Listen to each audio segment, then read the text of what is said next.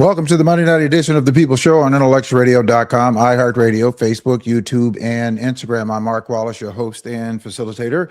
And again, this is Monday. And of course, you know what that means. It is another episode of Monroe Monday with retired veteran journalist Monroe Anderson, who's going to be joining me momentarily. We have so much that we have to be talking about. We're going to be talking about, of course, the president's refusal to sign the housing bill that will go into law. So we're going to be talking about that. Also going to be talking about the Save America Act. And of course, Mike Johnson, who is the original, I shouldn't say the original, but he certainly was the election denier when he was in Congress of the 2020 election, and who is now talking about we have to have free and fair elections. So we're going to be talking about that. Zohran Mamdani endorsed candidates. All three of them won their primaries in New York. What does that really mean? Well, we're certainly going to give you our take on that, and I'm going to tell you what I think about that as well. And then John Bolton, who is a former Trump national security advisor, pled guilty to one felony count of mishandling classified documents. And the Congress voted no on Section 702, which is the reauthorization of the FISA Act that would allow for Congress to just decide to surveillance citizens at their will, which is really designed to surveillance those who are non-citizens outside of the country without any restrictions. So that got voted down. And of course, and basically it's stopping warrantless surveillance without a reform. Supreme Court lets the $5 million bounty, or if I should say the $5 million judgment, stand on the sexual assault case for Donald Trump. We have a president who has been found liable of sexual assault, and for some reason, we still decided that he should become the president. This was before he became the president for the second time. And Trump demanded $10 billion from the BBC. That may come back to bite him, because now the BBC is saying, well, if he wants to sue, then in discovery, we want to have all of his January 6th phone logs. So we're going to be talking about all that. And then, of course, the Supreme Court decisions that took place today. There were some split results on the Supreme Court decision, and we're going to give you the takeaways on the Supreme Court cases and what that actually means. There were some, certainly for Voting Rights Act, there was some tremendous celebration for that. I'm sure Mark Alliance of the Democracy organization is very, very happy about those, and as well he should. And then, of course, we should also be very, very happy about that. So we're going to be talking about that. I'm going to give you some background on that in just a moment. This weekend, coming up is the 4th of July, and there has been much talk about this America 250 celebration, and whether or not we should participate in that, meaning we as those of us in the African American community. And there is a lot of discussion about that. And I found that more people are saying that we should not be celebrating that. And I concur with that. I really agree with that, because when the Declaration of Independence was written in 1776, that did not include the African American community. That didn't include you and I. So And then, given what is going on now, of an administration that is doing everything within his orbit to take and to consolidate power and to become as much of an authoritarian as he possibly can. That and making America great again, and in his view of making America great again, it is taking America back before or when we had fewer rights and freedoms than we do as a Black community today. So I don't see that as something that we certainly should be celebrating. I think that we can gather with our friends and gather with our families, but celebrating the 250th year of this country, when you start thinking about 250 years, just think about that, 250 years that you're celebrating. We're talking about and we still have not been able to determine and certainly trying to determine our own destiny as a people. And yet they want for us to call and to be so in love with this abstract, as Eddie Glaude would refer to America, saying, well, don't you love America? And aren't you a patriarch? That question was posed to me before. And my answer to that question as being a patriarch is no, I'm not a patriarch. I'm not a patriarch. What I am is a citizen, and will be a good citizen. I'm going to pay my taxes. I'm going to abide by the law. I am going to serve the fellow men and women, and to serve my community as best I can, to fight for justice, to fight for the equities and the freedoms that we should have. But to be a patriarch is to suggest that we have to endorse whatever the so-called supreme leader is saying. So no, I am not a patriarch. What I am is a good citizen, and I'm going to work to be a good citizen. So my opinion is that this is not something that we should be celebrating. We should not be in a celebratory mood of buying flags of 250 years. What we should be doing is what we're going to be doing, that I go out every week. Now, what I'm going to be doing this Thursday, and I'm asking for those of you, if you haven't done it, come and join me this Thursday.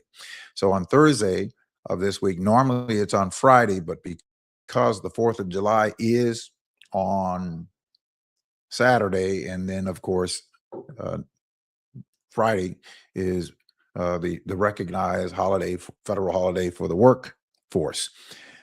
So on Thursday, Father Pfleger has moved the peace takeover walk that we do in Auburn Gresham every week to this Thursday.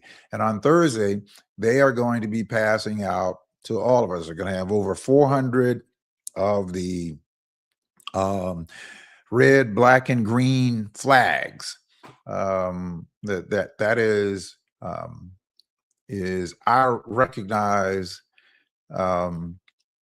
independence flag that we are going to be giving out on Thursday night. So join me Thursday night at 78th and Racine, right there at the Saints of Bina Church at 6:30. We're going to start walking at about 7 o'clock, and we have a good time. So it's very fun, very safe walk that we get a chance to engage with people in the community and pass out resources that are available.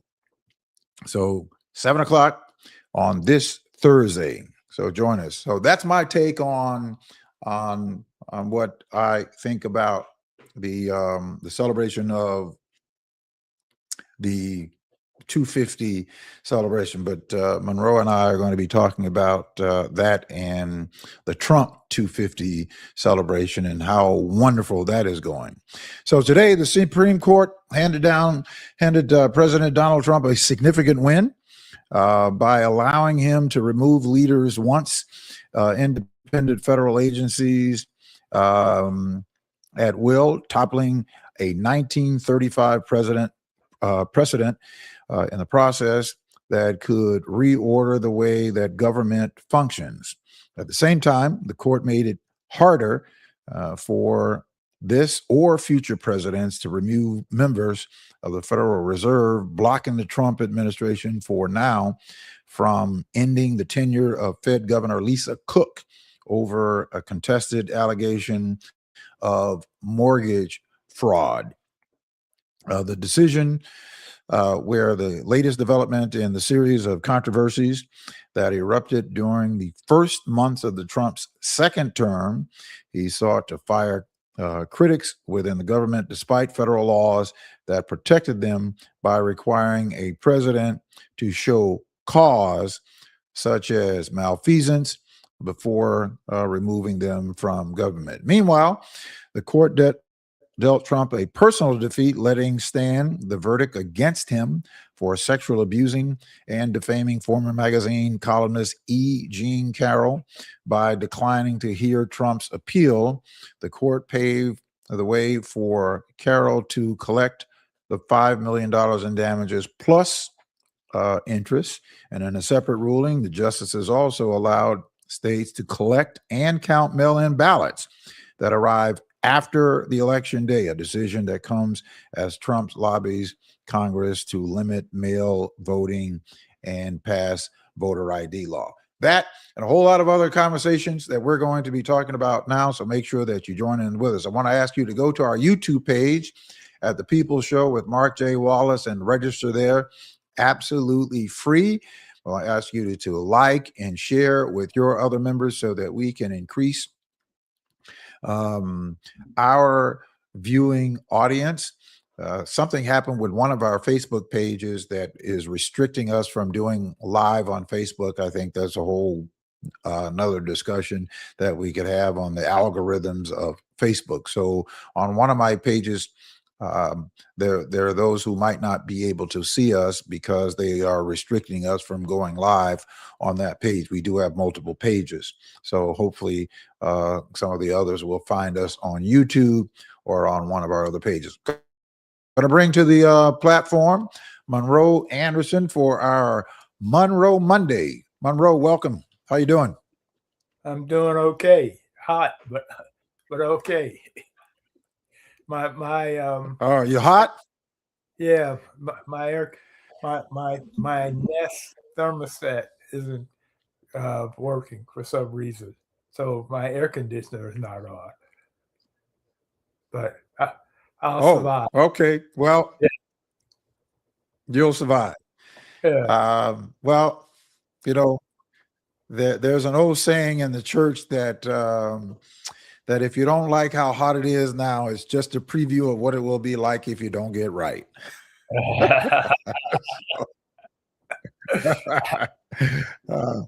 So there you go. But, all right. Yeah, so I've been ready all my life, so it's okay. Understand. All right. You've been hanging out with Donald Trump for a while.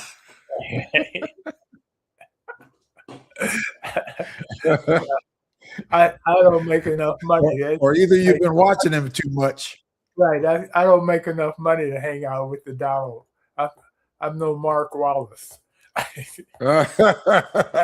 No, even if I were in that economic class, I wouldn't be caught in the same room with that guy. Yeah, no, even if I were in that economic class. All right, so lots of stuff going on today. So there was a decision today where 6-3 along the conservative and liberal lines, they call it, centered on Rebecca Kelly's slaughter case, where Trump fired the federal trade commissioner last year, despite the federal law that requires the presidents to show cause. The Supreme Court came down with a 6-3 verdict on that case, and they came down with a 5-4 verdict on reserving mail-in ballots. Yeah. They came in. Yeah. The 6 right-wingers, active right-wingers on the Supreme Court, have a whole vision of the executive having a lot more power than has traditionally been practiced traditionally. So they're just giving Trump all kinds of powers that no other president has had. I think it's going to work against their purposes in that they gave it to the wrong man. He's misusing it every which way, and he's alienating everybody except for billionaires and corporations. Well, I think that that may be more of a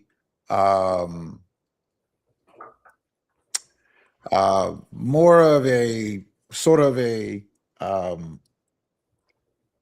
unintended consequence in these 6 right wingers, because I think that these people, such as Justice Roberts and Samuel Alito, and Gorsuch, I think that they were, festering to do this for many, many years to get into this position so that they can rewrite basically the Constitution and rewrite how this country should be governed, and certain laws that they didn't agree with, to retextualize those laws. So I think that, there's some, he is certainly benefiting from that in terms of power.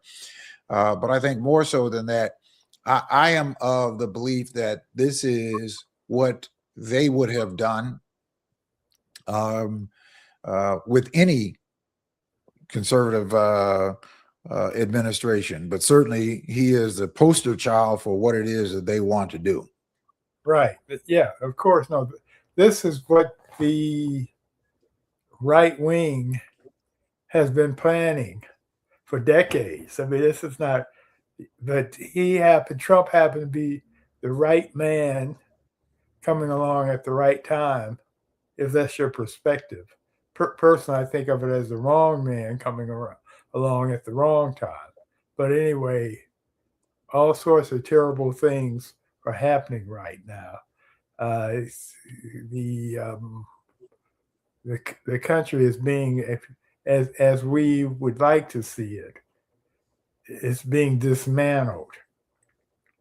Their coup d'etat that they're doing right now is being done from the inside out instead of from the outside in. I mean, they're changing all the laws. He's stacking all the people in his favor. But the midterms are about 5 months away now, and all of that will be corrected, or stymied at least, at that time. Yeah, I think that what they're doing is, with the whole voter suppression thing, this whole Save America Act, this is another voter suppression bill with the voter ID. But I think what many of these things that are doing, it is really waking up people, or certainly getting people who maybe have paid attention but didn't quite get engaged, and people who didn't pay attention, to see the seriousness of what this administration is fostering, and certainly what the Supreme Court is doing to enable this administration to certainly go against the norms that have been in place to try to make the country better than it has been in the past, rather than they are reversing and using the powers that they have at the Supreme Court to reverse much of the progress that have made that's been made in this country, certainly for Black people and certainly for migrants or immigrants and women in this country in particular. So I think that what it's doing, it's waking up a whole set of people that may have been on the fringe, right? That may have been on the fringe, but I think that I'm speaking with people and hearing people talk about things that really were not even interested, right? They were not interested, but they're taking a different approach. So what I think is going to end up happening is we're going to see, even with this effort to suppress people's voting power, to minimize and reduce people voting power, and certainly to try to suppress people from voting, I think it's going to be it's going to come back to bite them in the hiney really bad. Right. And if we're lucky, we'll get enough votes in the Senate where Democrats will have the power to reform the Supreme Court. And yeah. Well, I certainly think that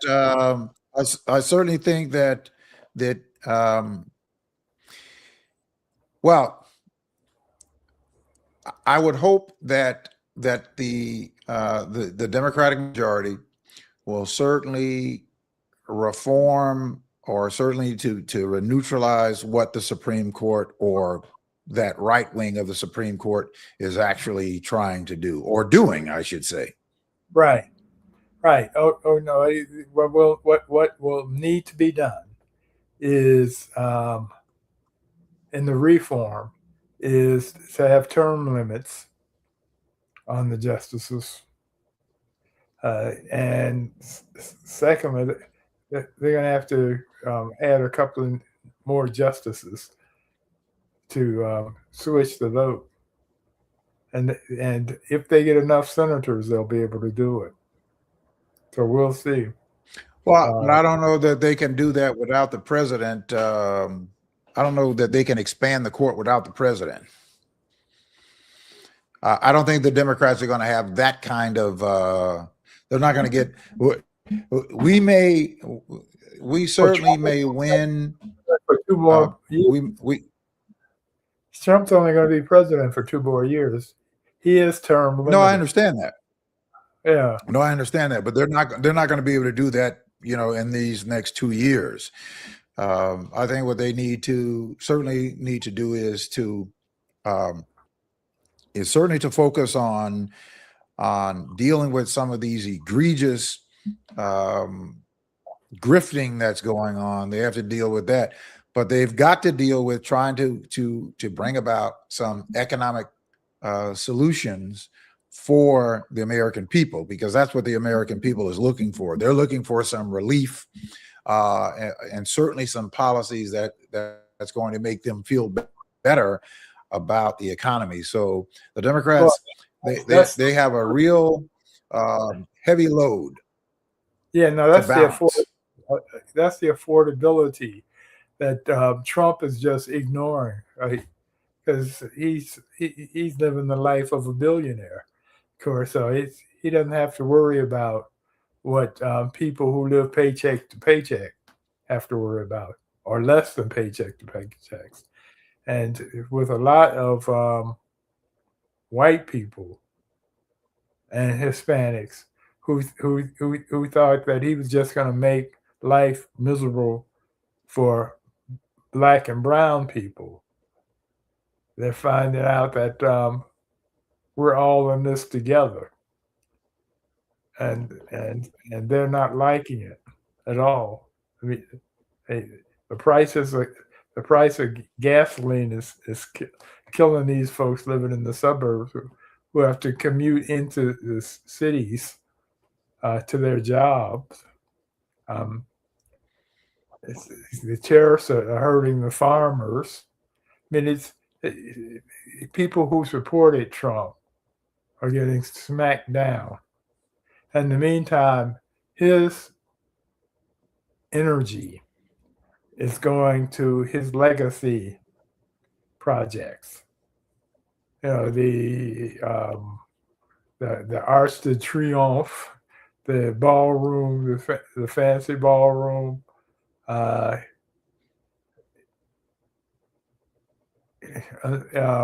Fortunately, his name got taken off of the John Kennedy Center that he just arbitrarily. They still won't take the tarp down so that we could see that his name is gone. Yeah, but that's more than likely just simply because of his ego. He doesn't want it to be on public display that his name is off there. However, I personally wonder if damage wasn't done to the building and putting his name up there and taking it down, and so they don't want to show that because that would be. Well, I'm sure that that's the case. Yeah, I'm sure that's the case, that they have to repair the structure that they had to, they had to modify to put his name up there. Yeah. Well, I mean, this is what's amazing with all this stuff he's doing, is he's because he wants to be a dictator. He just declares that this is going to happen. He didn't go through Congress as the normal procedure. He just does it. And so as a result of him doing that, he's gotten himself in a lot more hot water politically than he expected. If we go to the war in Iran as an example, I mean, he's got that screwed up so many different ways. Very few people want the war. What he's done in starting a war of choice is he's given the Iranians more power than they had before he took office.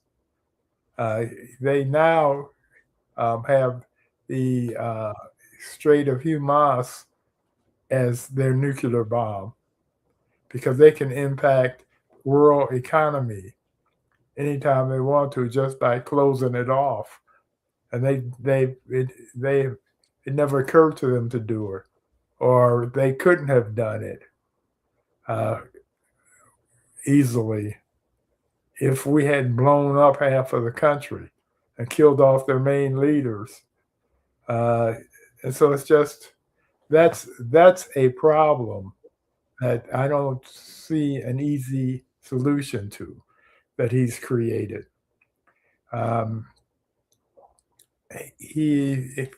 With the war, because he's been dropping all these expensive bombs. Some of the bombs, those missiles, cost $3 million to blow something up. But he's depleted our ammo reserves. So if China or Russia decide to get in a war with us, we don't have the protection for that because he's used them to blow up Iran. So I mean,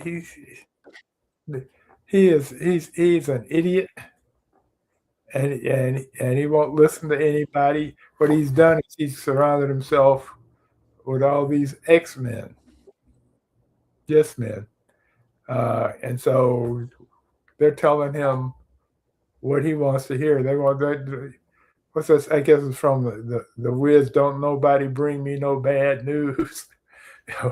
So yeah, well, that's the Trump 2.0. Yeah, right. Exactly. And so he doesn't know. He learned his lesson.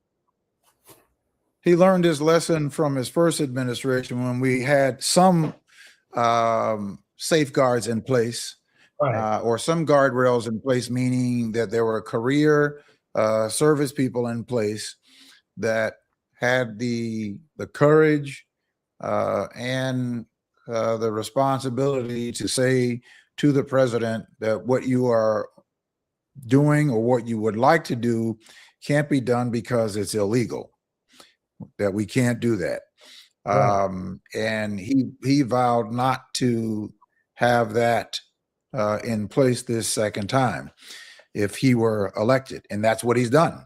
Yeah. That's exactly what he made sure that he could be as close to an authoritarian in what is supposed to be a representative democracy Right. as he possibly could. He did not want anybody telling him what to do. It was Right. always, he referred to himself as the president of the United States. And because I am president of the United States, I should be able to do whatever it is that I want. That's Yeah. what his philosophy is Well, that he that's should how have been able to do whatever it is they want. right. That's how he ran his company. It was Well, one that's of how my he ran his company until the banks decided to take it over. See, we around the rest of the country, I think that many people don't remember that in 1996, the banks took Donald Trump's companies over and put him on an allowance because he was spending money like a drunken sailor. They took it over because he would have taken them down because their loans were not getting paid. So they yeah. took it over. You know, his planes were repossessed. He had planes that were repossessed. But there are so many people who either, I don't know if they don't know about it or not thinking about it, but this is a person who attempted to do that with his companies, but they took it over. He is incapable of managing any large business, and certainly he is incapable of managing to make good decisions for a government. That's very clear. Yeah. Except they didn't what they didn't take it over as much as what they did. He became a branding business instead of an actual builder or anything like that. So what he'd build a tower like the one in Chicago, and he put his name on it. Yeah, well, And he was never a builder. uh, right, right. Well, he He was was a never a builder. He was just a face. He was the face of. He was a brand of that. They used his name because it did have a drawing card, but you know he wasn't. He wasn't the he architect of designing and developing the building. He never had that kind of skill.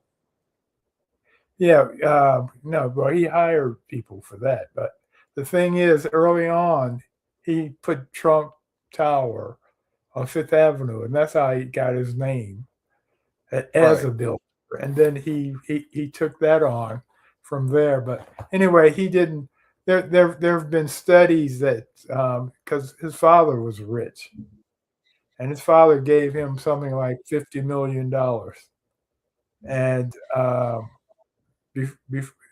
before he became president and figured out how to grift coming and going, uh, they did a study and determined that if he just taken that $50 million that his father gave him and put it in a savings account, it would have made enough money off the interest where he would have been richer than with 6 bankruptcies that he suffered. And, Yeah. Well, you know, well, first of all, the $50 million that he inherited from his family, whatever the amount was, in five today's of economy, it would be the equivalent of something like 420 million or something like that, Yeah. in today's economy. Um, so yeah, but my point that I was leading to is that Trump himself owns, Trump Tower, Yeah. which was originally developed, which was not originally developed by him. It was developed by another development group, and he ended up buying those people out. They developed the building, they bought it out. So that's Trump Tower. All of the other developments, Trump licensed his name to the developers. That's his brand. He licensed his name to the developer. Now he goes around talking about, we're building a great company and that sort of thing. And, he was basically was a licensee, but he didn't build anything. It's no different than someone going over to China or going to Japan and bringing a product that they developed over there, and they give you the licensing rights in North America to sell their product. You can put your name on it and everything else. You're responsible for marketing it and selling it, and you get, you get a percentage of everything that you sell, but you didn't build anything. And that's who Donald Trump is. Donald Trump could not build a doghouse if he tried to on his own. I happen to know a couple of people like that here in Chicago that are, I call them 2%ers. They get paid very, very well for just being a name. Yeah. Yeah. So that's who Donald Trump is. Yeah. Yeah. Yeah. Yeah. So, well, the thing. All right. So let's talk about John Bolton. Okay. Let's talk about John Bolton. When he goes to John prison, Bolton. when he goes to prison, are you going to give him a cake with a file in it so he can cut the bars and sneak out? Yeah, right. No. I don't have any. I don't have any real sympathy for John Bolton. Although I appreciated John Bolton speaking out, but I don't have any real sympathy for John Bolton, because John Bolton is one of those who got us into the I'm sorry, the Iraq war and the Afghanistan war. So, I don't have a whole lot of sympathy for him, although, I did enjoy him calling Donald Trump what he was, or what he is. Yeah. So I doubt very seriously he is going to prison. I think the fact that he pled is something that he and his attorneys discussed at length to really take the vigor out of this, in terms of he would have spent a lot of money. He probably would have spent a lot of money and could have fought it, but they decided that this would be the easiest route. So he's going to plead, and I doubt very seriously that he's going to prison. Trump is on a revenge trip, and Trump will still be president for 2 years. And so, but Trump doesn't. He doesn't run the court. Yeah, he does.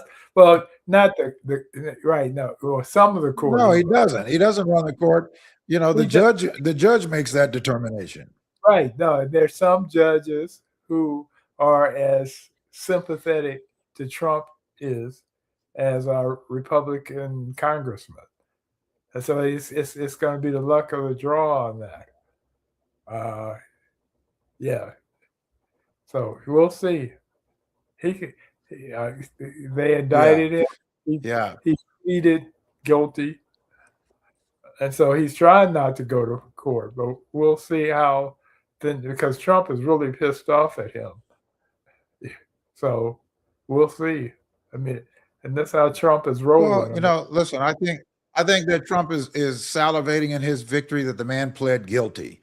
That in throwing all of his darts up against the wall, going after his perceived political enemies, Right. that you can indict a ham sandwich, and if you look hard enough, you can look and find a fault for somebody that you might be able to get. Find somebody that you can get a guilty plea on, no matter how small it may be.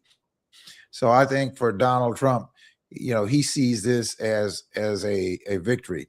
I Yeah. believe that John Bolton and his counsel decided that they were going to neutralize that and not allow for themselves to go down that road to where it could have been even more serious. Yeah. I doubt very seriously that this man is going to be going to prison. I think that there'll be some probationary period, and he'll pay a fine because he did a plea. So if you did a plea, that means there was an agreement reached. Well, but the agreement could be, instead of life, he only gets 10 years or something. We don't know what the details. No, it wouldn't be that. My guess is that he'll get a year or something. But I think Trump wants to see him behind bars. But we'll see. With Trump, the problem with Trump is he more than likely has dementia. So you can't completely guess where his head is. You can't get inside that head. He doesn't know what he's doing. And then with all these yes people, for example, he's bragging about his birthday celebration. It's supposed to be the 250-year celebration of the country, but he's turned it into his. And he thinks it was very successful because his yes people only bring him the good news. So he'll know that there's been like maybe a few thousand people at this thing. We're supposed to be a whole lot more. They're expecting a whole lot more. A few thousand? Yeah. A few thousand? I was trying to find, I was just trying to find people. I was counting people, a few thousand. I could count the people that I was seeing on screen. Yeah. Well, but TV cameras don't capture a ball. Because I've seen, there's one right winger that I saw online who was bragging how successful it was and showing pictures of it, video. And if you have the right camera angle, you could have 1,000 people and make it look like 50,000 people in a close-up shot. So, or you could have 10 that looks like 1,000. Yeah, right. Right. It's not that good, but or you could do some AI stuff. Right. One of the bad news that they try not to bring to him is that Obama's presidential center, had way more people attending on the opening day than Trump's celebration, birthday celebration did, and that sort of stuff drives Trump crazy. But they're trying to keep all that away from him. Yeah, well, trying to manage a very insecure person's ego. This is an 80-year-old, 12-year-old. We have an 80-year-old, 12-year-old that's in the White House. Now, you say he has dementia. I don't know that he has dementia. I just believe that he is completely demented, period. I don't believe that he has dementia. I believe that he's ignorant. I believe that he's stupid. He's a vile, despicable human being that has very little ability or intelligence, who happen to be able to fool a whole lot of people. He's all those, but who happens to have dementia also. He's falling Yeah, asleep everywhere. He's not healthy. He fell that may be asleep. so, but you're giving him some credibility for the reason why he behaves the way that he's behaving. I don't believe that he's behaving that way because of some illness. I believe that he's behaving that way because he is willfully a poisoned, moralist individual. Yeah. Well, he's a bad seed. Now, I will certainly say this. I believe that he's a sociopath. Yeah. I think he's more of a sociopath. That I don't believe that he's demented. I don't believe that he has dementia at all. Well, he does. I mean, if you look at, I just think that we're seeing. I think we're seeing dumb. No, if you look in a magnifying glass. If you look at his conversations that he had 10 years ago, his vocabulary was larger, his logic was better. You think that his vocabulary was larger? Yes, I know it was. 10 years ago? Yes. Okay. Yeah. So he had the capacity of 20 words 10 years ago. No. He could get through a full sentence and make sense back then. He's having trouble with that right now. But the thing that amazes me is how these Republicans are still sticking with them. Well, the Republicans that are sticking with him are people that are sticking with him because they believe in what he's doing. They just don't have the courage to do it outwardly as he has done it.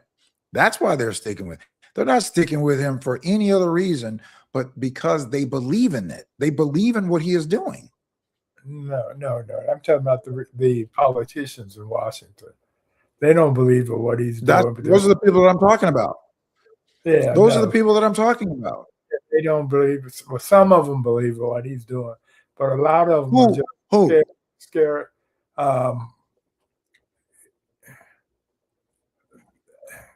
Who would you say that is a Republican that does not believe what he's doing, that's not leaving office?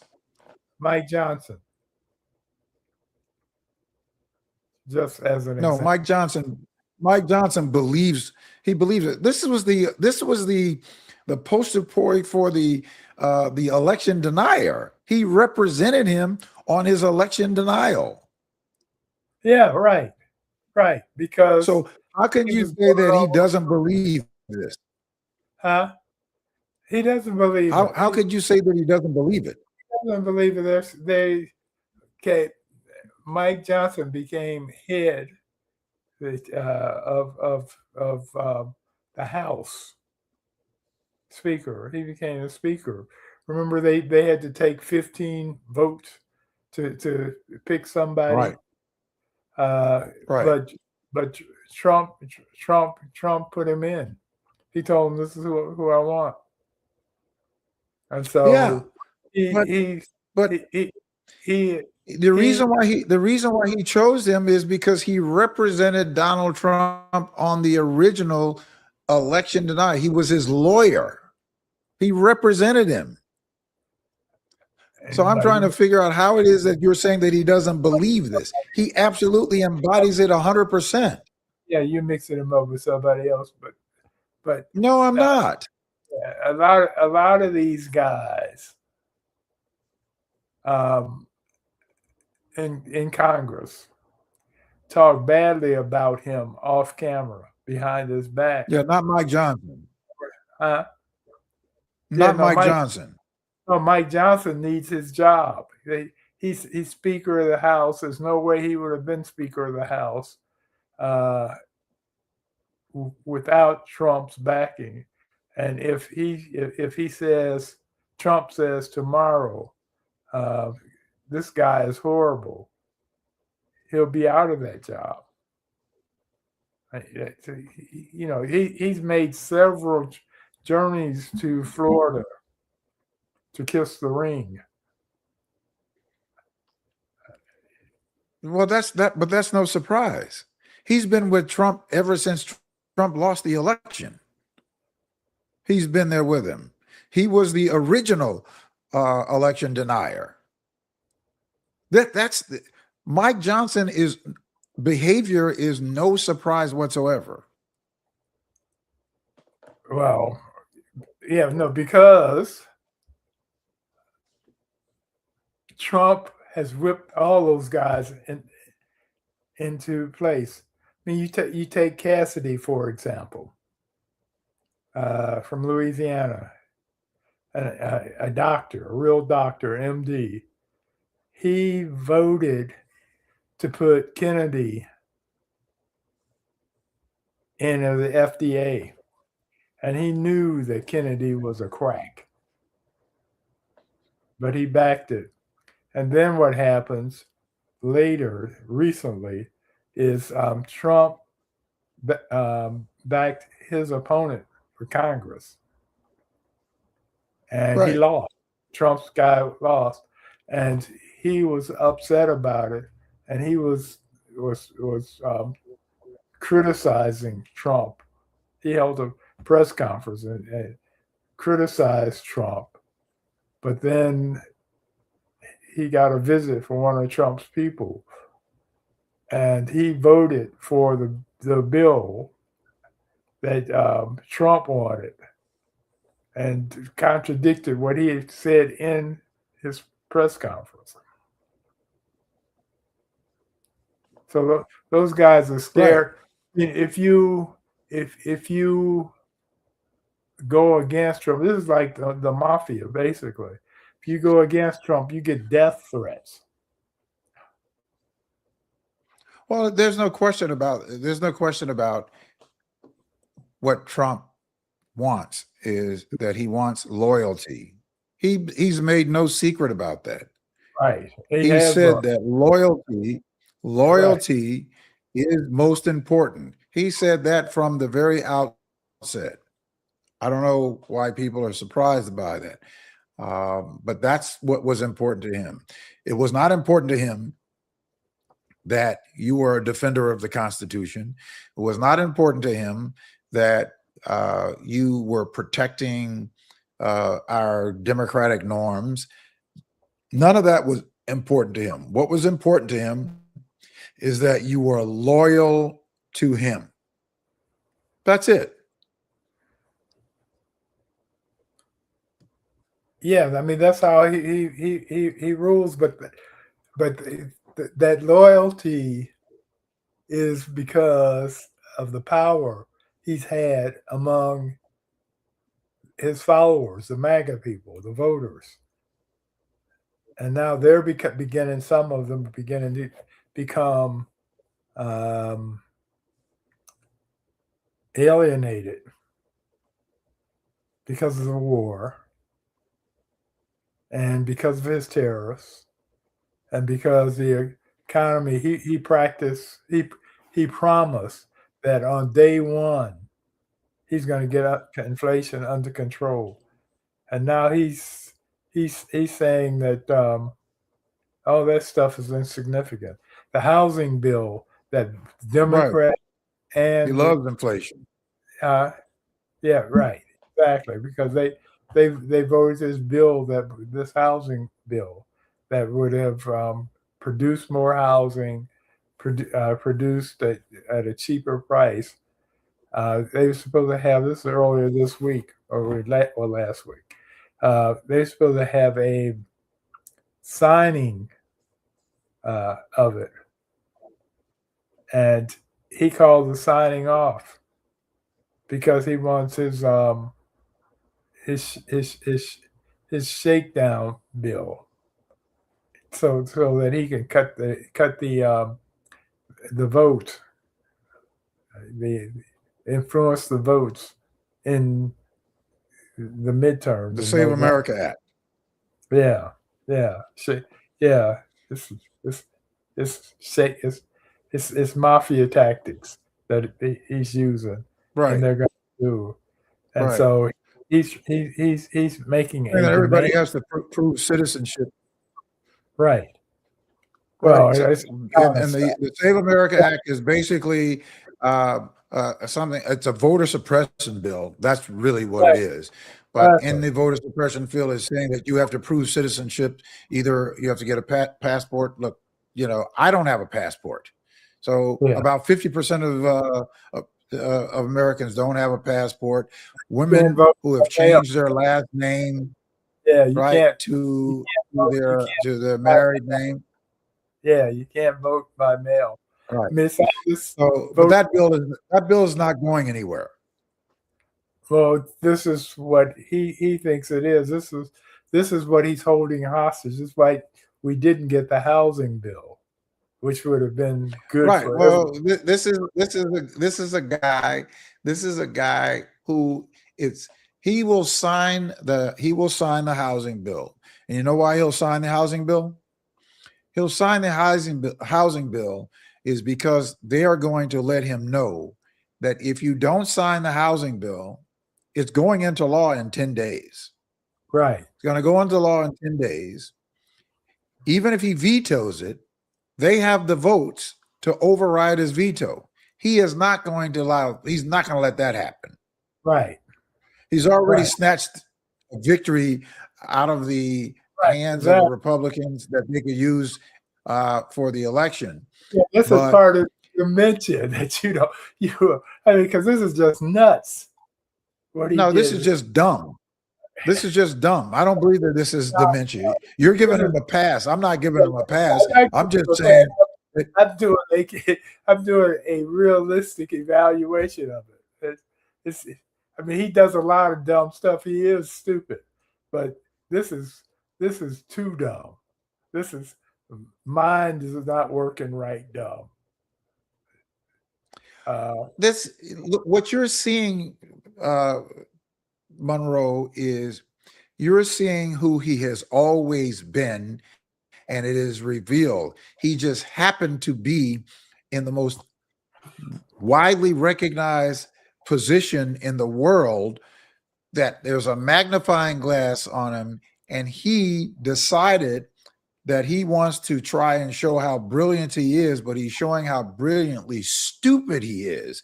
This has nothing to do with dementia. Look, somebody who tells us about taking the cognitive test. I believe that he's very cognitive. I just think that he's stupid. Yeah, no, he's not cognitive. And he is stupid. I'm not arguing with you about the stupid part. He is stupid, but he's demented right now. He has dementia. It's beyond just stupidity. But he's been stupid. But that to me has given him an excuse for what I believe is his willful inability to recognize how ignorant he really is. That's what I believe this is. I don't believe that this is dementia at all. Yeah, it is dementia, but he also they're only giving him good news. So he's in a bubble. We don't even know what's going on in the real world anymore. But I don't even think the man cares. What I want to, since it's not that much time left for me, I want to go off into another subject. All right. I'm curious about what you. All right. And that's Mayor Johnson's renters law.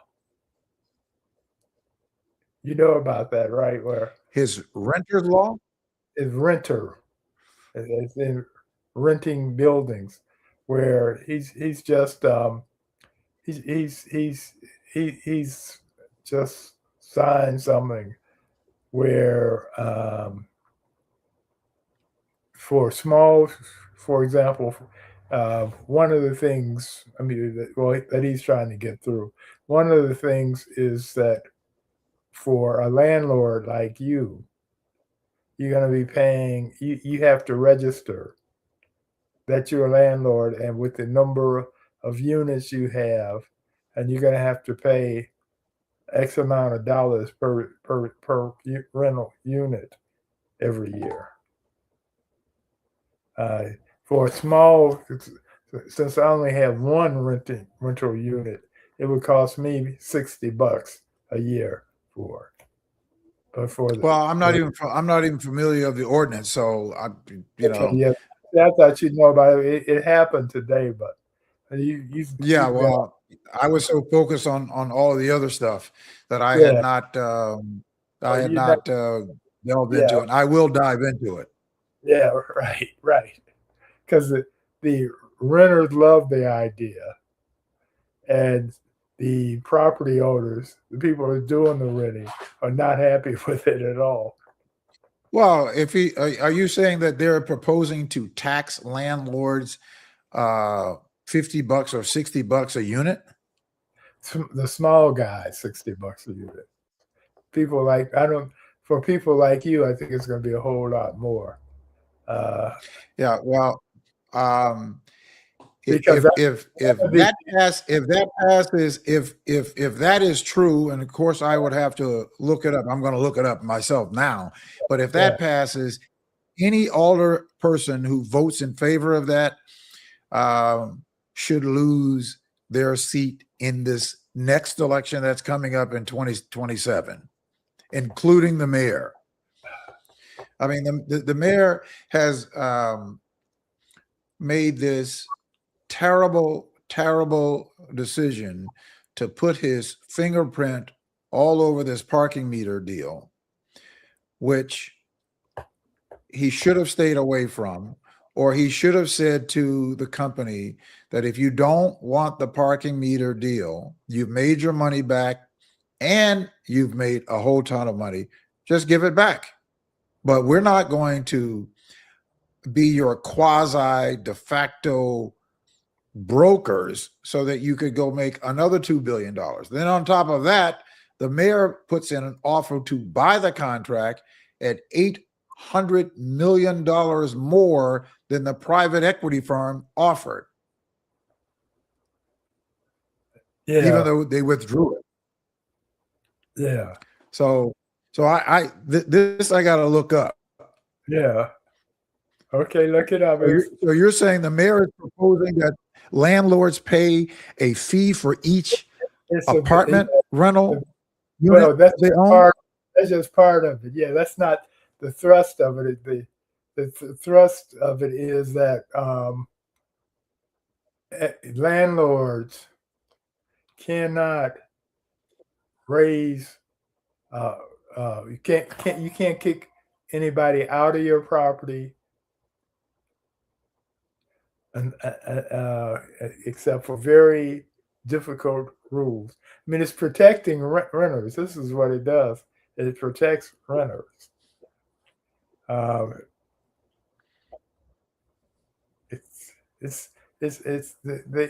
there have been press conferences. The property owners are saying that this is no good. The professional renters, and I'm not talking about the guys who are buying these buildings, swaths of buildings, these national companies that are buying a lot of property and jacking it up because they own so many buildings. But this is just it's a hot potato. I've got to read more of this because what I'm reading here is about some other fees. So I don't know enough about it, but No, that's yeah. There are other fees. I mean, it's a complicated thing, and it's Mayor Johnson's do good approach to stuff, do gooder approach, but the property owners are like coming out and saying no, no, no, no, no, no. It's going to drive the property rents up.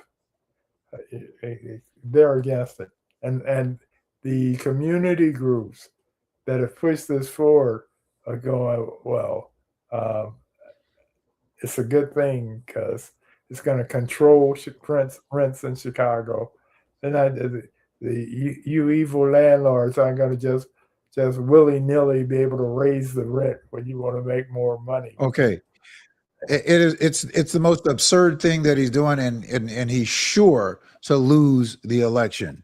So this is what he's saying. So this current his proposal on how to propose rental unit fee, his structure: larger building owners would be charged $20 to $60 per unit annually.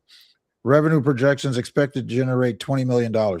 So he's talking about increasing actually, this is another property tax that he is suggesting that property owners are going to pay $20 to $60 a unit. Is the most absurd thing that he could come up with.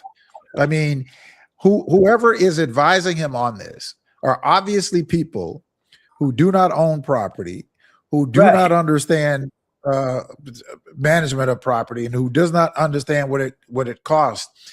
And so the only people that he has at the table advising him on this are people who are not property owners. That's I'm just reading the first paragraph of this is telling me that he's being advised by people who don't have a clue. Yeah, but there are more renters in Chicago than there are property owners. Well, of course. Yeah, right. So I go for the popular vote. Yeah, too bad. Maybe in a couple of weeks, because if this thing isn't dead at that time, it may not live for 2 weeks. We'll see. Yeah, they're all not going to lose on this either. It's not going to impact them, except, well, I guess some campaign funds it could hurt them on. But this is all landlords are going to be doing is increasing their rents. So what he is doing is he is not encouraging affordability. What he is doing is exacerbating the cost of what it is that he is claiming that he wants to try. So my guess is try to help. He's thinking, that, and his whoever else is advising him on this, their thoughts are that for the landlords, $60 a year extra is nothing. You're right. It would be a tax increase, but it's so little that it's not going to have that large an impact on anything. $60 times 300 units is $18,000. Yeah. So that's not small potatoes. Well, $60 on a unit that rents for $1,000 or $2,000 a month. It doesn't matter. No, it doesn't matter. It doesn't matter. It doesn't matter. I mean, the average rent for a 2 or 3 bedroom apartment is almost $2,000. Right. Exactly. It's almost $2,000. All right. And so regardless of, and everybody's units, if you have 300 units, and you have a mortgage, and your mortgage is somewhere around 22 or 23% of your income, that's not including your expenses. Yeah. And you're going to add another $18,000 a year on a property owner. It's absurd. It's absurd. It's absolutely absurd. this is why I presented this to you, Mark. I knew it'd get you started, but we're No, gonna have look, we I mean, we're gonna if if if if if this is what he is proposing, yeah, it is telling me that um, that he has only sat down with people who are not property owners, yeah, which is telling me yeah, that this lacks serious judgment. This just, this is, it's more so than the money. It just lacks judgment. It doesn't well, even make good economic sense. we need to see the meat and bones on it, the meat Yeah. on the Well, bones. Yeah, yeah, because I don't know the details. Like I said, there've been press conferences today about it with the okay. pros Well, so, and like I said, yeah, I haven't seen any of those. I haven't seen any of those press conferences. yeah, yeah. Um, But but the community groups representing the renters are very happy, and they're going, "Way to go, Mayor!" And the people that own property are going, "Bad idea." And so, well, it's only if they pass the ordinance, this is only going to be a cost that is going to cause for renters to pay more. That's it's it. there. Yeah, yeah, $60 more. That's it. Instead It's of it, $2,000, your rent is going to be $2,060. That's what you're telling me. it may be more than that. It may be more than that. I'm telling you that this is as idiotic of an idea. This is as idiotic of an idea um, that I can think of the mayor deciding to do, and I mean one blunder after another. the $800 million blunder of, and obviously he didn't read a text message that I tried to get to him about taking his thumbprint off of this ridiculous parking meter deal. I thought that the mayor should have had nothing to do with that other than to say to the company that has it, look, you got a 75-year deal.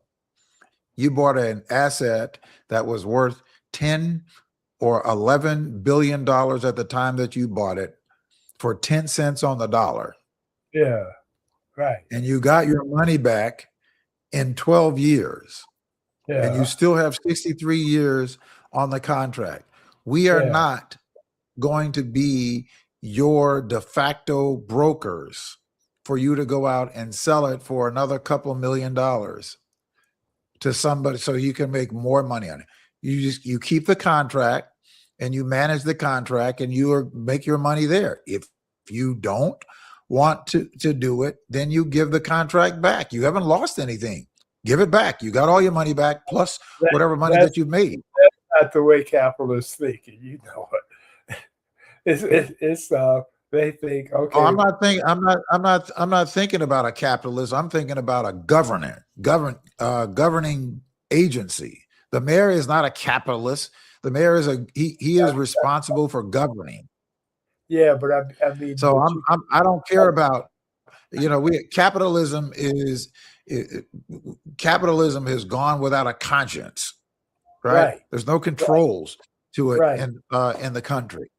right. So I'm not even thinking about them. They're just fine. They don't need me to think about them or us to think Right. about them. They're just fine. Yeah, What I'm saying what the mayor should say to them on behalf of the people of the city of Chicago, he should say to this company, if you no longer want the contract, give it back. You don't have to manage it at all. Give it back. You've made your money back. plus Yeah. whatever other money that you have made. You know they are going to go with that. Go for that. Okay, well then you still then if that and then you're stuck with this poor you stuck with this wonderful deal that you have made your money back and probably made another, I don't know, billion or so dollars in the last 10 years. Yeah, my guess Net. with that whole thing is that knowing the little bit I know about capitalism is that they've made their billion. They're still making profits, but they've raised the fees to the point where they can't go much higher because they're pretty ridiculous. I think we're now one of the highest parking fees, street parking fees in the country, and so it's not a lot of room for growth there. So Oh now, yeah, right. So like they need to grow more, right? yes, They need to exactly. grow more. This Okay. is how Yeah. capitalism works. Nobody's feeling sorry for them. Yeah, right. No, I know nobody's feeling sorry. Right, exactly. Which is why the voters, the renters, are going, yay, thank you, Mayor, for putting these guys in check and looking out for us. But Well, you know, I we think we can talk about this next week because yeah. I will have I'll know more about it and you'll know more about it. And Yeah, I'm gonna know more about it. That news got past me because I was so focused on all this other stuff that we were that was happening today on the federal level. That yeah. And then of course I did want to talk about the mayor's $800 million over offer. Yeah. Were you apprised of that? Yeah, I read it. I read it. Yeah. I read about it. Yeah. Yeah. But Yeah. I need to do more research on that one too. That's why.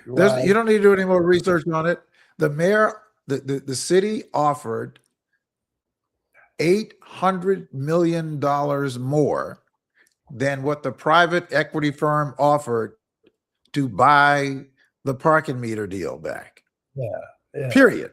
That's it. Yeah. So he was going to pay $800 million more on a deal that was already a bad deal. It was already a bad deal for the city. Okay, I need to look into that because my guess on that is that it was a bad deal when Daley did it because Daley sold off the goose that laid the golden egg, and so Yep. he's thinking that if he can get it back cheaper than what if they sold it for, then he will Well, then have. he's got some terrible economic advisors, because what you do is you say to the company, if you're using your theory, if you do that, you say to the company that we have the first right of refusal. That's what you do. So if a company offers $2.2 billion, then you say, okay, that's what you agreed to, then we pay the $2.2 billion, not $800 million more. Yeah. No, He's got some questionable people around him. Yeah, this is true. This is why he has problems. But I'm going to look into that and see what his defense, and I know what other people are saying. I mean, the only advantage he may have right now in what he's doing is he's got so many white people lining up to run for the job. They're figuring we can get it back right now, that it may dilute his opposition. And this may be his way with his low polling numbers that he has. winning. That may be the strategy.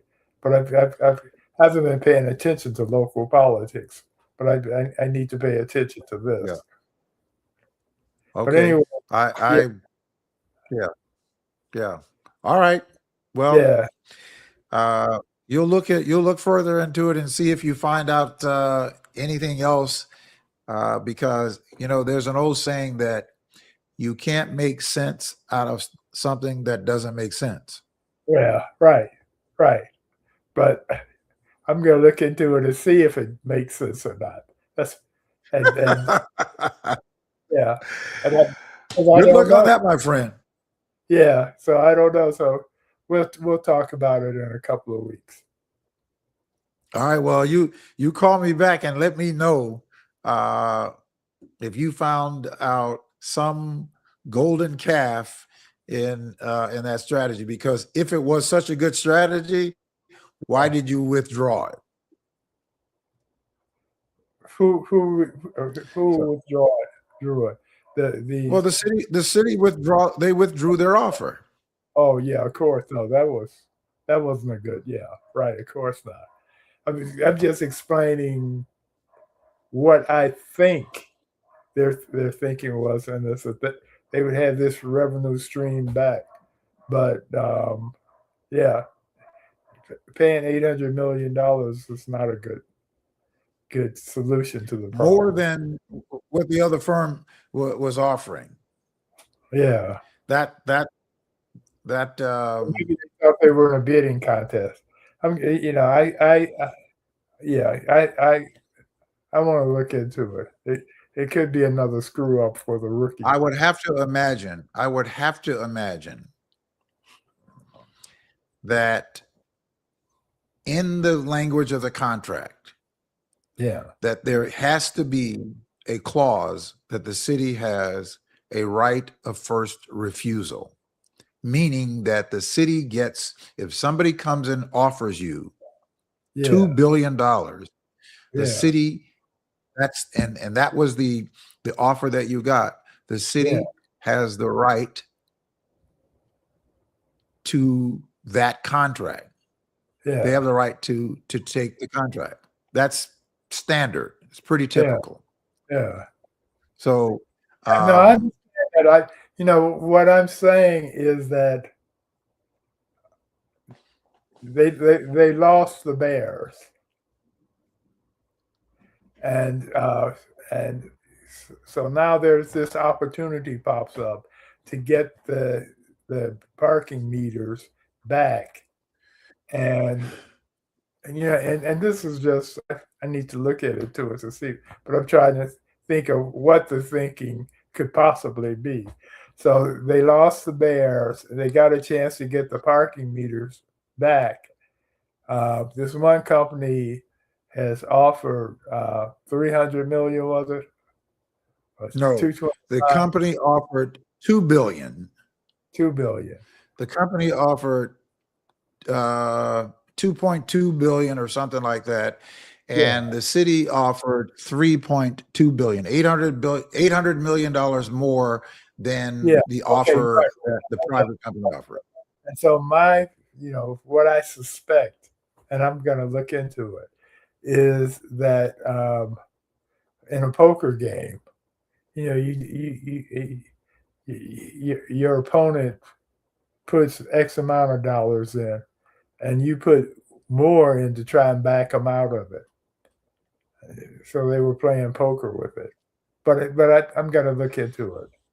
That's the only thing I can think of, is because seldom are these things just operational in and of themselves, and for electability, Mayor Johnson losing the Bears to Indiana is going to have a whole lot of people upset in the city. Well, look, I don't know that it's going to have a whole lot of people upset when people really understand that the Bears had been supported by the people of Chicago for many, many years. And the Bears wanted for the state and the city to give a $9 billion entity, $9 billion entity that they wanted for us to give them billions of dollars, a new stadium, and that you control all of the revenue from all of the other events, and you only play 10 games at most. 10 games at most.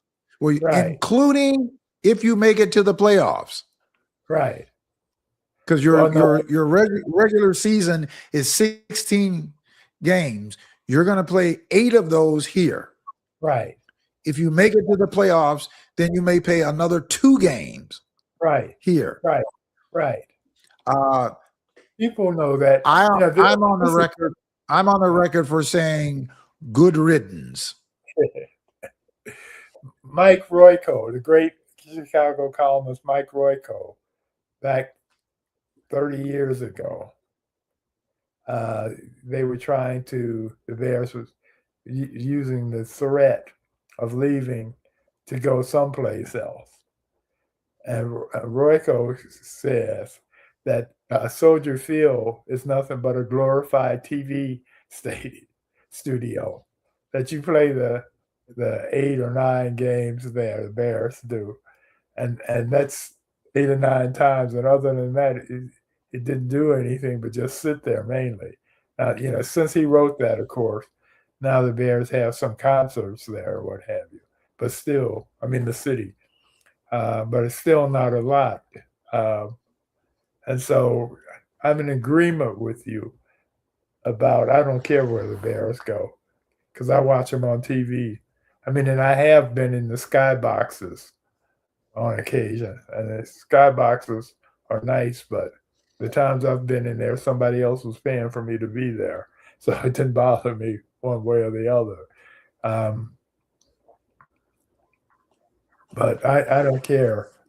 I think that I think that they should have had a covered stadium when they redid it. When Daley was. Why didn't they do that? Could they not do that because it was landmark status? What was the reason for them not doing it? That was supposed to be the reason for it. Is that and it still got its, because they changed it too much, so it still lost its landmark status because of the way it was designed. But they were trying to protect that. The city was. But I in this day and age, I think it's crazy not to have, especially in Chicago with the weather we have. I think it's crazy not to have a dome stadium. Now, one of the Bears who's for a number of reasons, because you could have more events there. Right, exactly. One of the Bears, retired Bears, I'm forgetting which one. He's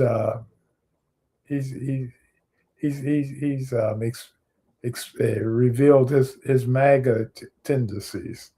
Burlacker, Burlager or something.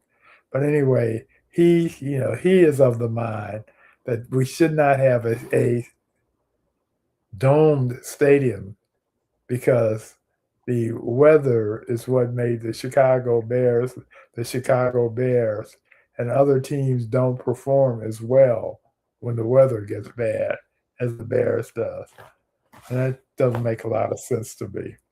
That doesn't make a lot of sense to me because I think statistically, the Bears didn't perform so well regardless. Exactly. Yeah, right. Exactly. Right. Exactly. So, they only have one championship, so it's not like, that is a weighted argument. Yeah. Oh, you're talking about Urlacher? Yeah, Urlacher. Yeah, that's what. You're talking about the former defensive backer that goes around and does the hair plant commercials? Exactly. Yeah. Oh, okay. Yeah. Oh, so he's a I'm not surprised that he's a MAGA. Yeah. Well, I said he's at least a MAGA sympathizer. I'm not sure if he's full blown MAGA or not. but he said some things and taken some position.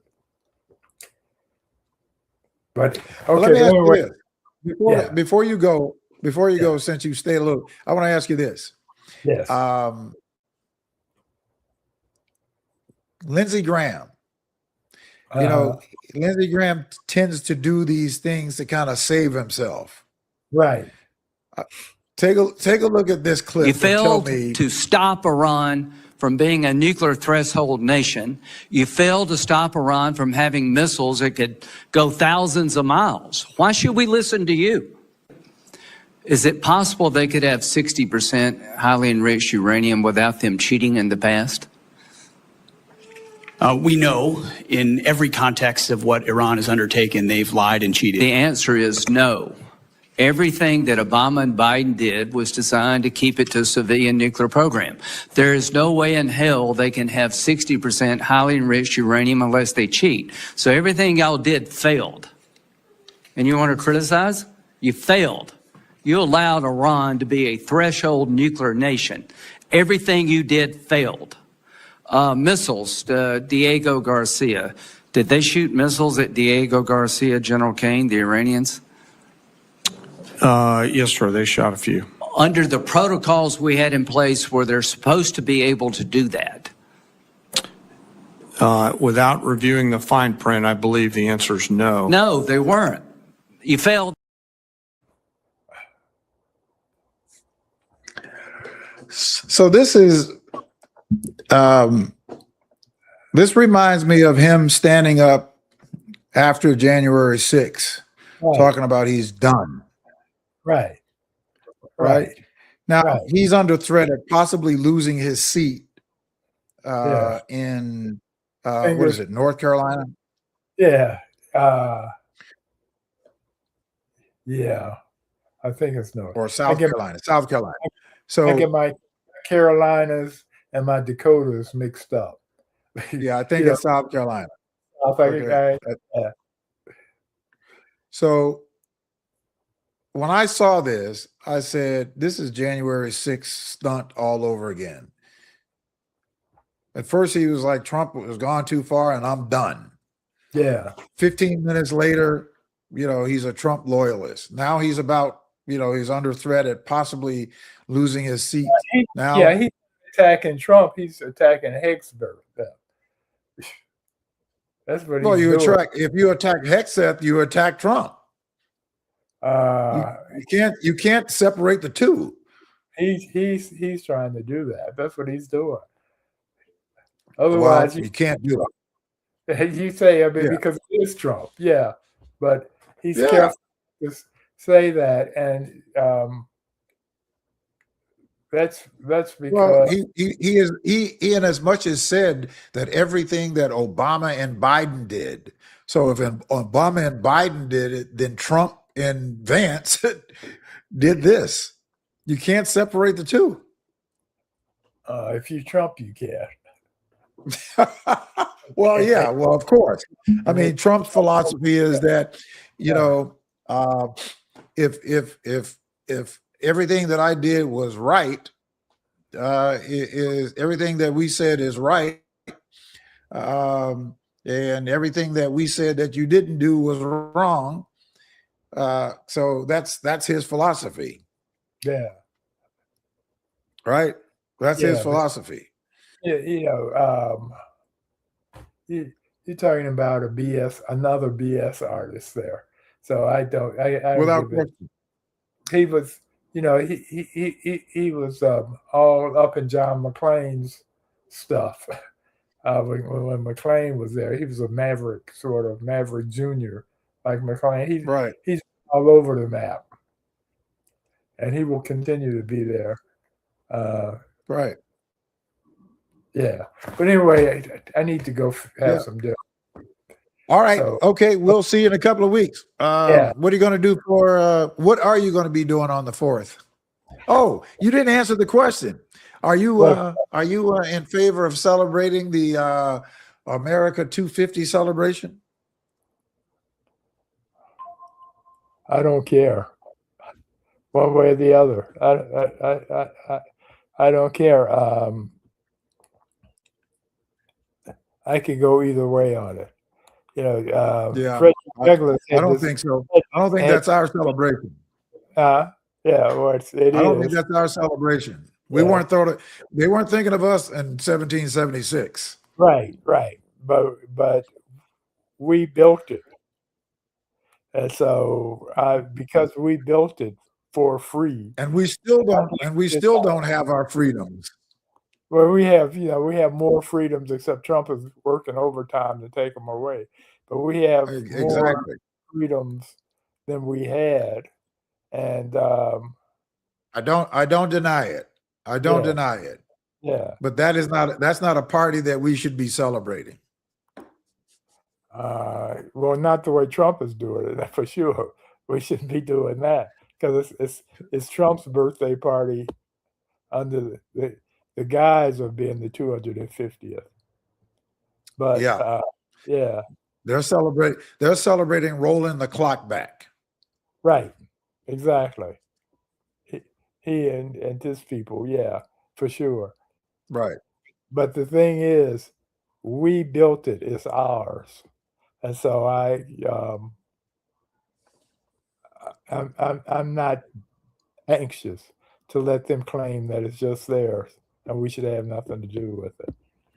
Oh no, that's why we're going to be out with our red, black, and green flags, Yeah, um, having our own independent gatherings, but certainly not yeah, celebrating that. yeah, yeah. Okay. Anyway, uh, like I said, it's not anything. I won't have any American flags hanging in my front yard. I've never had All any right. American flags hanging in my front yard. Yeah. Yeah. Yeah, All yeah. right, folks. Monroe Anderson for this week's Monroe Monday. Always a pleasure to be with you. I'll talk to you again soon. Okay. All right. Okay. All right. Bye. All right. Talk to you soon. Yeah. I wonder what you all think about that. 221. I want one for you all to give me a call on that and let me know what you think about that. And you certainly are welcome to call in. I want to know what your thought is at 951-221-8221 to see whether or not you're going to be out celebrating the 250 so the America 250 celebration. And again, the reason why I don't think that is our celebration is because from 1776, we were still into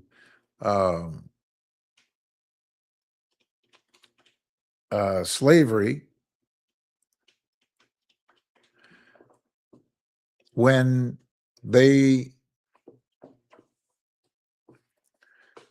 came over and took the country and then formed the government in 1776, or their independence from British monarch, although there is an attempt to create a monarch now with this current administration. So for 89 years, when they were still having their 4th of July celebrations, our people were still enslaved. Now, when I say that, and I fully understand that we have made some progress, without question, that we have made some progress. But freedom, as Dr. King put it, without being able to determine your destination is not true freedom. The types of challenges and the types of opposition that a certain group of people try to resist for Black people in this country, whether it is overt or covertly, systemically, that is not something that we should ignore. In fact, now we cannot ignore it. We can't ignore it because of what we see happening in this administration. The attack on Black women in the federal government, more than 600,000 Black women, careers have been stripped from them. His constant attack on Black women here with the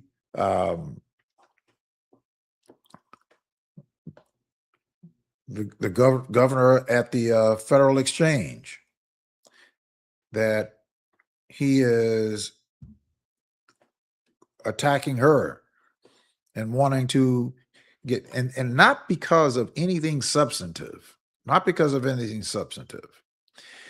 not because that she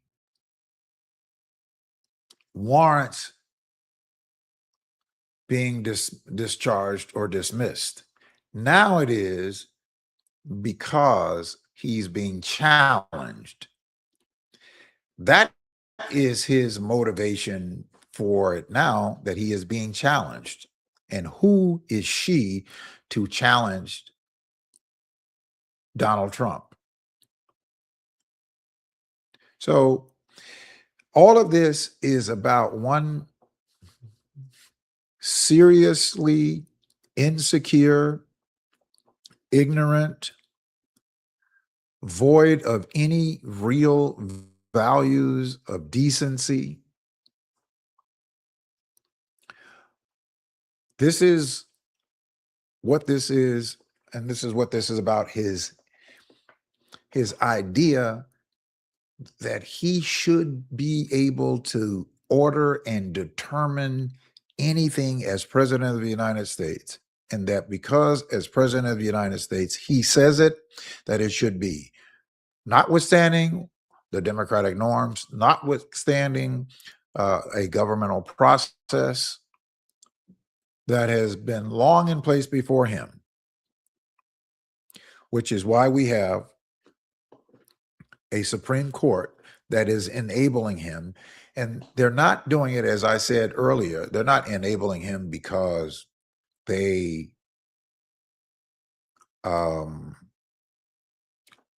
wanting for or agreeing with the president. They're enabling him because they want to rewrite and they want to undo some of the gains, if not all of the gains, that Black people in this country have made, certainly over the last 80 years and certainly over the last 60 years. Remember, this democracy is still, it's only 60 years. Only 60 years. 1965, we became a democracy. 1965, when Black folks had the full right to participate in the electoral process. So when I was born in 1960, my mother and father did not have the right to vote. Many of you. So this is not something that has taken place hundreds of years ago, not even 100 years ago. So if we're going to do some celebrating, we can celebrate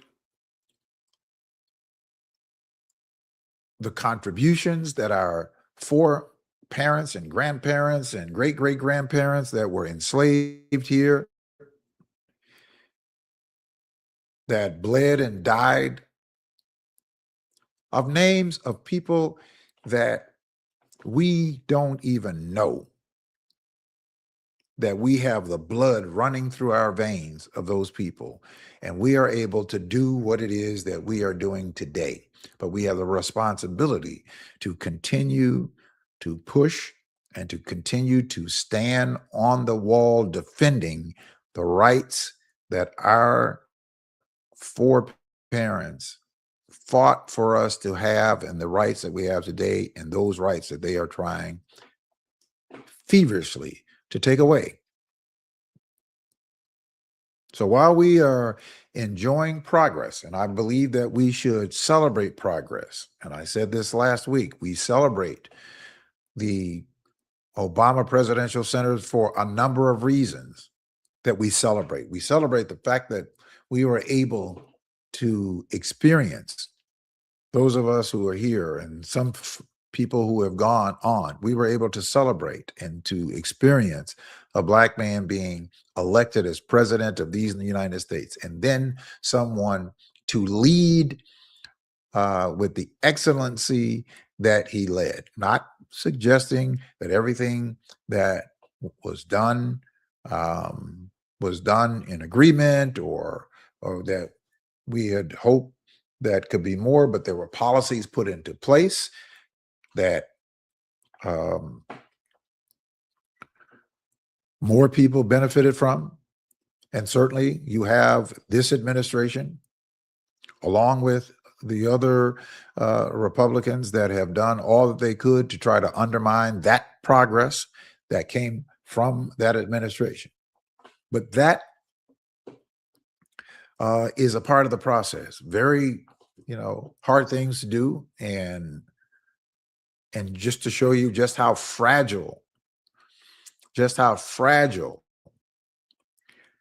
our democracy is, that you could come and unravel the hard work that so many people put together to make it better for so many other people.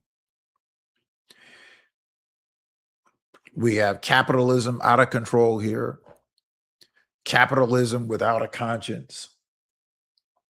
And there are people who are saying that what has taken place over in New York is representation of just how fed up a lot of people are with what is going on with the idea of the super uber billionaire folks that don't care about everyday ordinary people. I mean, there's been studies and there's been papers about the people who are not wealthy people being some of the best people to govern, whether that be in local government or in state government, or as president of the United States, or in Congress, tend to do a much better job of meeting the challenges and the needs of the common good for the average everyday person, working person, poor people, and people who need help. There's been papers written about that, analysis done about that many times. So it is not to say that we should not be people to celebrate. Certainly we celebrate progress, but we celebrate progress, and the progress that our foreparents and our ancestors have paved the way for us. We celebrate all of that. But we cannot forget the struggle that is still present and ahead of us, and the responsibility that we have to engage this process. And I think that all of our outlets and all of our institutions have a duty and a responsibility to be involved in that. All of them. Our churches certainly have a responsibility. I'm somewhat,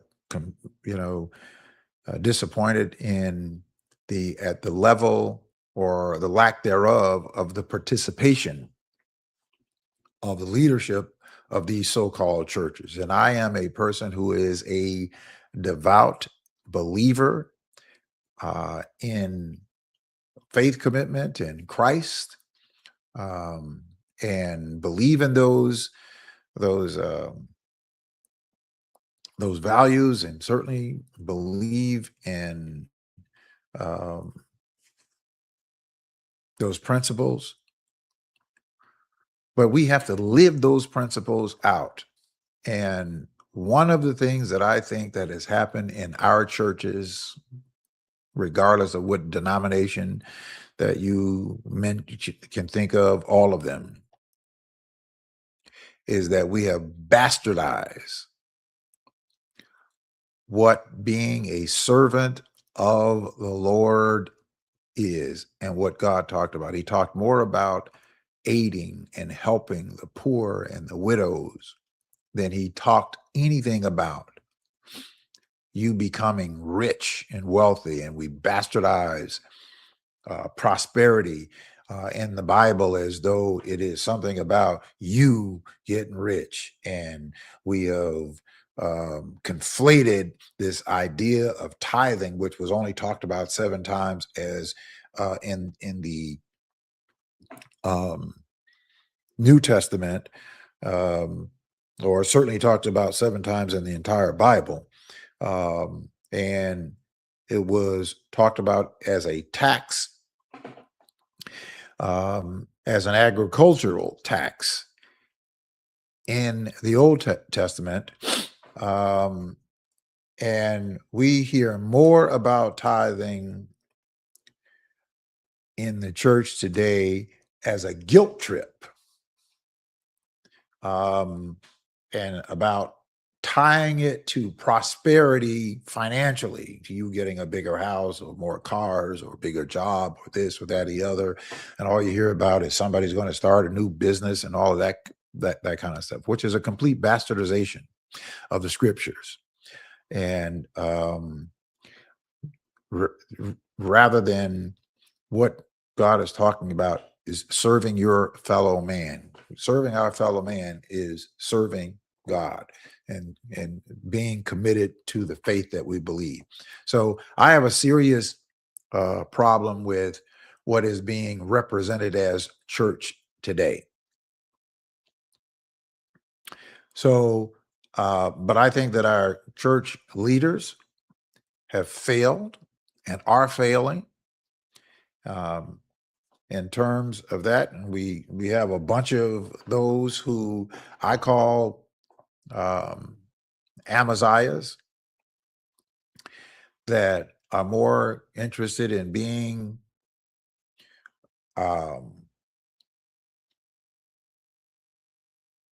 in the know of the so-called circle rather than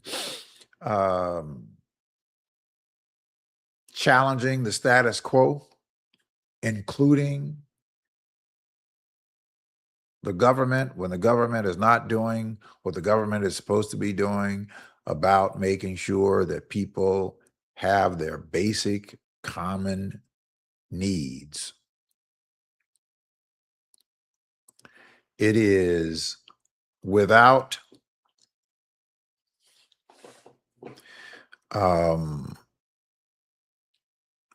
those challenges. And of course, you know, we talk about people like Dr. King and Mahatma Gandhi and all of those, but we need 1,000 more of those, 10,000 more of those voices coming from these positions of leadership, that it translate into public policy for the improvement of our people. So it's not just about a good timing. It is not about going in, you know, making sure that the pastor is living in some 5,000, 10,000 square foot home and driving $100,000 vehicles with custom clothing on. None of that represents Christ. Not one iota. Christ didn't live in a 10,000 square foot home. He didn't even have one. Didn't drive a $100,000 car. Didn't even have his own chariot. Had to borrow a donkey and walked to most places. And there is no better representation of a pastor than Christ. So I think that we have to really reevaluate that. You know, going to church is not sending you to making you even more holier. Going to what we call a church, because there's nowhere in the Bible where Christ ever told us to go to church. Never told us to go to church. We are the church. But he never told us to go to church. I know that there's some people who say, well, what about the scripture that says, forsake not the assembly of believers? Well, you know, you don't. We're not supposed to do that, but we can gather anywhere. We can assemble anywhere. No particular address or building makes you even any more holier. But we can discuss that. And I can certainly discuss that because, you know, it happens to be something I know a little bit about. All right. Well, that's going to do it for us tonight. You know, I didn't talk about it earlier, but I'm going to talk about it now. Something fun that, you know, there's been this ongoing debate that I've been talking with some friends about. Why is it, of course, this ongoing debate about, you know, the best barbecue houses or the best barbecue restaurants in Chicago? Well, let me tell you, we are doing tasting of all of our restaurants, barbecue restaurants. And we are going to be sharing that experience with you on what our findings are, because we're just trying to find out what is the true best barbecue, or where can we find great barbecue in Chicago. We went to 5 and did 5 testings, and we're going to be reviewing our thoughts about that in the coming weeks. Something fun that we're doing, not, you know, because we want our restaurants to do well. I am so excited that we have more Black restaurants opening up. You know, we got a Waffle House that just opened up, another restaurant that just opened up on 70. We got many, many restaurants that are opening up that are in the Black community. And we need to be supportive of ours, but we also need to make sure that ours are good. We need to make sure that we're putting out a great product.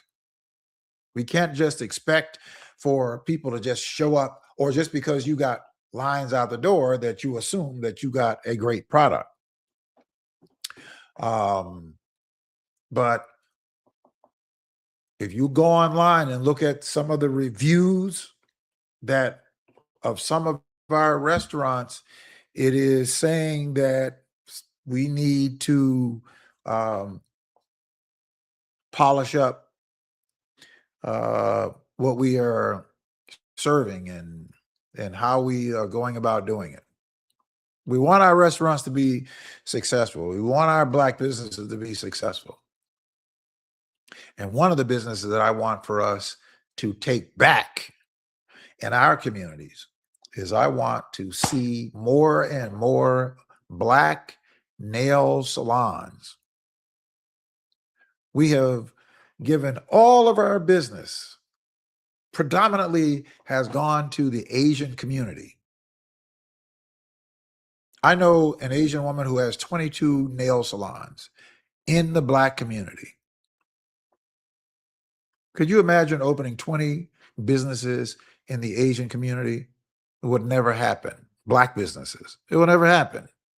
So anyway, we're going to be doing that. We're going to be sharing that with you, but we're on this exploration to find the best Black barbecue house in Chicago. So we're going to be sharing that with you in the coming weeks. All right, that's going to do it for us this week. Please go to our YouTube page, look for The People Show with Mark J. Wallace. If you have not registered there, like and share this video, and we will see you right back here. I want you to have a wonderful 4th of July weekend with your family and friends. That's going to do it for us right here on this week's edition of The People Show on InterElectionRadio.com and iHeartRadio. See you next week.